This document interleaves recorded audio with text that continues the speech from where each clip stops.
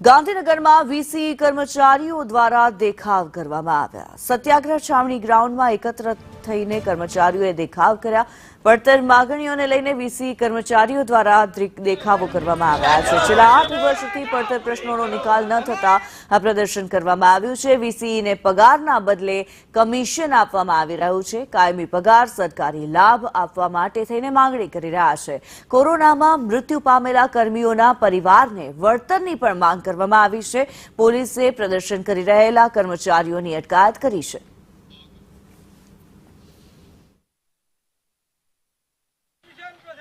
ગાંધીનગર સત્યાગ્રહ છાવણી નજીક વીસી કર્મચારીઓ છે તે પહોંચ્યા છે અને તેની પડતર માંગણીઓ છે તેને લઈને તેમના દ્વારા વિરોધ નોંધાવવામાં આવી રહ્યો છે। એના અલગ જે 6 જેટલી માંગણીઓ છે તે 6 માંગણીઓ પૂર્ણ કરવા માટે થઈ અને તે લોકો અત્યારે આંદોલન કરી રહ્યા છે। મોટા પ્રમાણમાં અહીં વીસી કર્મચારી એકત્રિત થયા છે, તેની સાથે વાત કરીશું। આપણા મુદ્દાઓ શું ને કયા મુદ્દાઓ સાથે આ વિરોધ પ્રદર્શન? સરકાર દ્વારા માનનીય ભૂપેન્દ્રભાઈ પટેલ સાહેબ દ્વારા, માનનીય બ્રિજેશભાઈ મેરોજા દ્વારા અમને બાંયધરી આપવામાં આવી હતી કે વિશ્વના જે પ્રશ્નો છે એનું અમે ચોક્કસ નિરાકરણ કરીશું, પરંતુ સરકાર દ્વારા કોઈ નિરાકરણ કરવામાં આવ્યું નથી। આપેલી બાંયધરી બાબતે અમે સરકારને વારંવાર રજૂઆત કરવામાં આવી છે કે સરકાર અમને ન્યાય આપે, પરંતુ માનનીય ભૂપેન્દ્રભાઈ પટેલ સાહેબ દ્વારા એટલું કહેવામાં આવે છે કે તમારો મુદ્દો ધ્યાન ઉપર છે, તમારું અમે નિરાકરણ લાવીશું, પણ માત્ર ને માત્ર આશ્વાસન કાગળ ઉપર હોય એવું લાગી રહ્યું છે। એટલે સરકારે જે બાંયધરી આપી તે પૂર્ણ નથી કરતા, એટલે અમારે ફરીથી રોડ ઉપર ઉતરવાની ફરજ પડી છે। બીજું કે અમારું આંદોલન દબાવી દેવા માટે અમારા મુખ્ય હોદ્દેદારોને સરકાર દ્વારા, અધિકારીઓ દ્વારા ટાર્ગેટ કરીને ખોટી રીતે છૂટા કરવામાં આવ્યા છે, નિયમો વિરુદ્ધ હુકમ કરવામાં આવ્યા છે અને એમને હજુ સુધી પરત લેવા માટેનું કોઈ પણ નિરાકરણ સરકાર દ્વારા કરવામાં નહીં આવ્યું। ઈ-ગ્રામ સોસાયટીના 160 કરોડ રૂપિયાની ગ્રાન્ટ આપવામાં આવે છે। એ 160 કરોડ રૂપિયાની ગ્રાન્ટ ક્યાં વપરાય છે, કઈ જગ્યાએ વપરાય છે, કોઈ ખબર પડતી નથી અને ઈ-ગ્રામની અંદર બીજા અન્ય કર્મચારીઓને દરેકને પગાર આપવામાં આવે છે, માત્ર વીસીને કમિશન આપવામાં આવે છે। આ કમિશનના કારણે આજે 18 વર્ષથી વીસીઓનું શોષણ થઈ રહ્યું છે, રાત દિવસ કામગીરી કરવામાં આવે છે, કોઈ પણ જાતનો લાભ આપવામાં નથી આવતો કે કોઈ પણ જાતનો સરકારી હોય કે પ્રાઇવેટ હોય કે કોઈ પણ રીતે શોષણ વીસીઓનું 100% થાય છે। રાતે કામગીરી કરવાના ઓર્ડર કરવામાં આવે છે, વીસીઓને જો કામગીરી ના કરે તો ખોટી રીતે છૂટા કરવામાં આવે છે।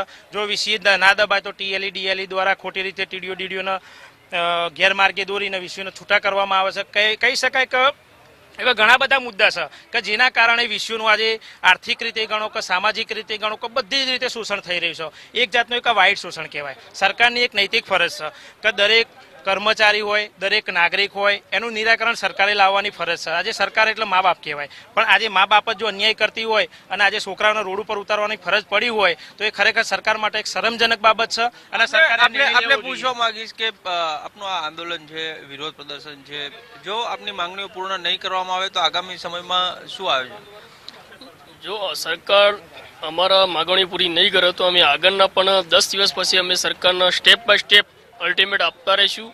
જ્યાં સુધી સરકાર અમારો ન્યાય નહીં પૂરી કરે ત્યાં સુધી અમે અલ્ટિમેટ છેલ્લા 8 વર્ષથી જયંતિભાઈ કવાડિયા પંચાયત મંત્રી ગયા, જયદ્રથસિંહ પંચાયત મંત્રી ગયા, બ્રિજેશ મિર્ઝા સાહેબ પણ ગયા, હવે બચુભાઈ ખાબડ સાહેબ પણ આવ્યા છે। સતત 8 વર્ષથી હજારો લેટર લખ્યા, સાંસદના ભલામણો, ધારાસભ્યોની ભલામણો, જે ધારાસભ્યો પોતે ભાજપના છે, સાંસદ પણ ભાજપના છે, એમની પણ ઈચ્છા છે કે પગાર થવો જોઈએ, પણ ઉપર બેઠેલા ઈ-ગ્રામ વિશ્વગ્રામ સોસાયટીનો જે રાજસ્થાનનો એસએલઈ ગણાય એ સરકારને ખોટી રીતે ગેરમાર્ગે દોરીને સરકારને વીસીઓ વિરુદ્ધ લડાવવાનો પ્રયત્ન કરી રહ્યો છે। આ વ્યક્તિ રાજસ્થાનનો છે, એને ગમતું જ નથી કે વીસીને પગાર થવો જોઈએ। સરકાર આટલા કરોડો રૂપિયા, અબજો રૂપિયા સરકાર જો વાપરતી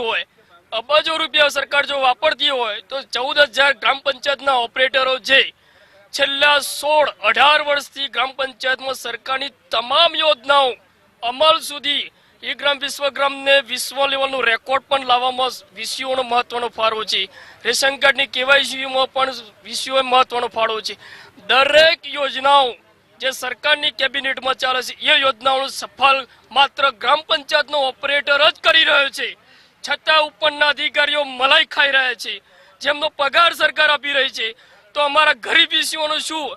સરકારને ધ્યાન દોરવું જોઈએ કે ગ્રામ પંચાયતમાં બેઠે ઓપરેટરની શું હાલત છે।